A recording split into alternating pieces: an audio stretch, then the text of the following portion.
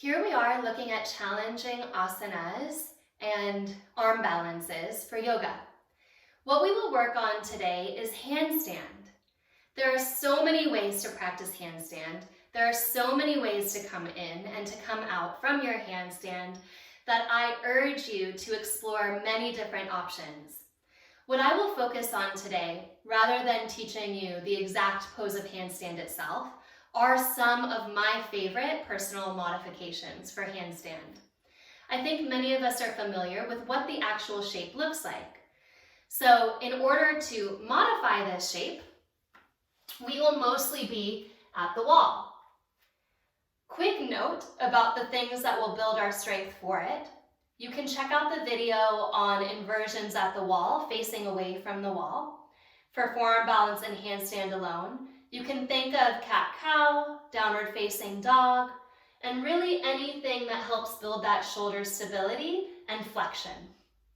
Now, before I go to the wall really quickly, I really enjoy practicing stability from pyramid pose. And you'll even see some teachers offering handstand after you've been in a flow and before you've gone to the wall, for those students that feel really strong in the middle of the room, yeah? The way to practice this from your pyramid pose would be to stack your shoulders over your wrists. Now, many of us bop our shoulders back and forth when we kick up because our legs are so strong and powerful that it's moving our shoulders. So your work, if you are still working the strength of handstand, will be to lock your shoulders over your wrists. And maybe when you kick up and come down, the only thing you're thinking of is keeping your shoulders still. You're not even worrying about the leg kicking up at all. It goes however far it goes, but you're not bopping your shoulders back when you land. And then you try that on the other side. Now this is before you've even come into your little handstand prep time.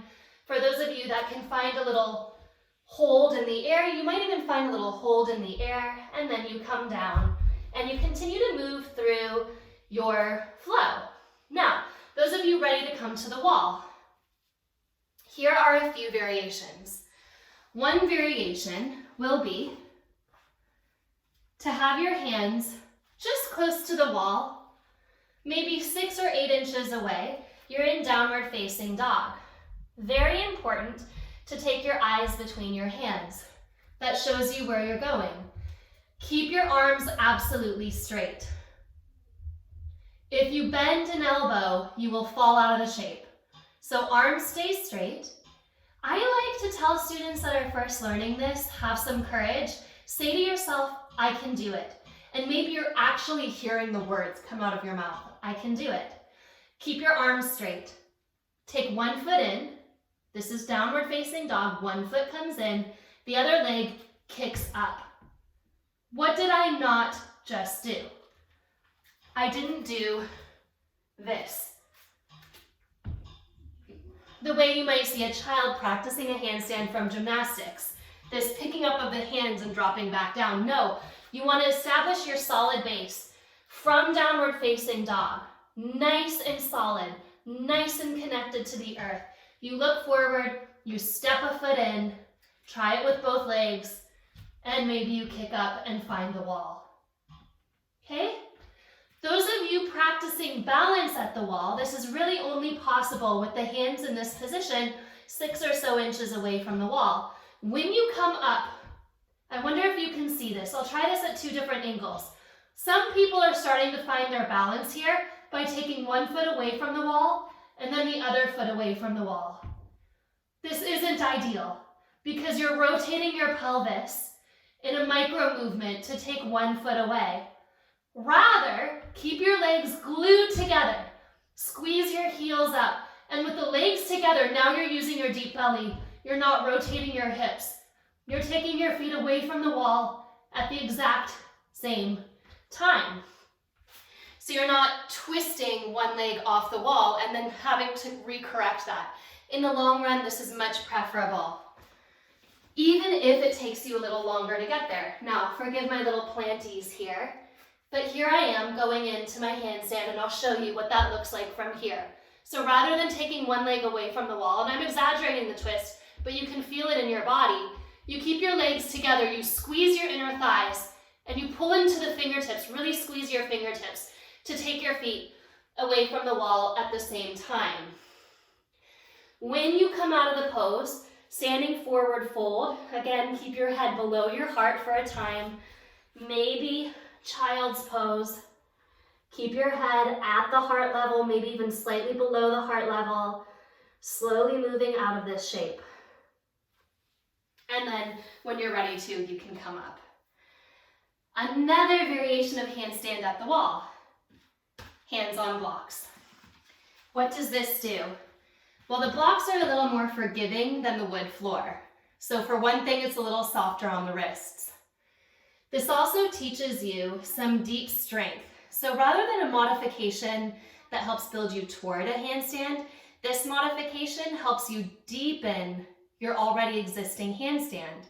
It's a slightly more challenging variation with your hands on blocks. Why? Because you have this much more, you have to kick up and over with your pelvis and your legs.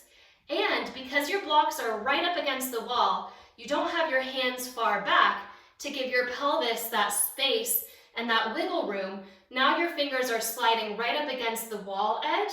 So when you pick your hips up, they have to nail that place right away. You don't have that 4 inches of wiggle room in your pelvis to toggle with the wall. You have to hit it and stick it.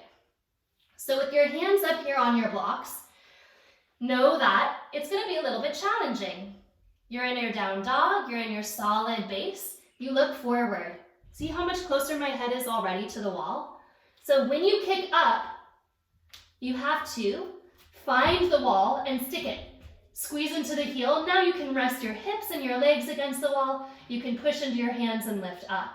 Really a fun way to find an inversion because it gives you a slightly different perspective and a slightly different way to build strength. Counterpose the way you would counterpose all the other poses. Child's pose, maybe a low malasana with the head heavy, maybe a standing forward fold. I will give you, while I'm here at the wall, one more strengthening modification in preparation for handstand. Remember how much work the hands have to do in a handstand. So much strength required at the hands, so much hasta bandha. Yes, please work hasta bandha in your sequences as you build this strength. What we will do here, and I'm going to try to make sure that you have a view of this, is we will keep one hand flat on the ground, and we will try to pull the other hand into a hasta bandha so powerfully that we come up onto the fingertips of the other hand. So, sideways view starting. Hands are 6 inches or 4 inches away from the wall, really where you feel comfortable, and you come up. Now, split your legs a little bit. Shift your weight into your weight-bearing arm, and come onto the fingertips of the other hand. Okay? I have to show this to you over here at this wall. It's not ideal. I'm going to move this plant over and show you here. So from your downward facing dog, here you are, you kick up. You separate your feet a little bit and shift your weight toward your straight arm. And you come onto the fingertips of the other hand. Notice how wide apart your feet may have to be to find the balance over the one arm. I used to have a teacher who could lift up onto the fingertips of both hands. Maybe you're strong enough to find that. But when you're ready to, you release, you come into your standing forward fold, take it out of your wrists, maybe hold your elbows, maybe even walk your hands under your feet in a Padahastasana, releasing your wrists and coming out of it. So you can feel that the hands are critically important for the strength and stability of your handstand. Again, those last 2 modifications are really quite a bit more challenging than handstand itself. So have fun, play around with it. You have the support of the wall. You never have to come away from that support at the wall. But once you're there, you can work so many amazing, fun, interesting things that will deepen the shape for your practice. Thank you.